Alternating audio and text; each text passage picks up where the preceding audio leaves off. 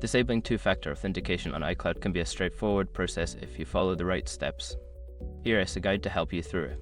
Step 1. Sign into your Apple ID. Go to the Apple ID website and sign in with your Apple ID and password. Make sure you are using a device that you trust. Step 2. Access security settings. Once logged in, navigate to the security section of your account settings. Here, you will find options related to your account's security features.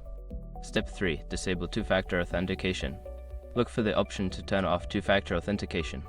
If it is available, click on it and follow the prompts to confirm your decision. Step 4. Verify your identity.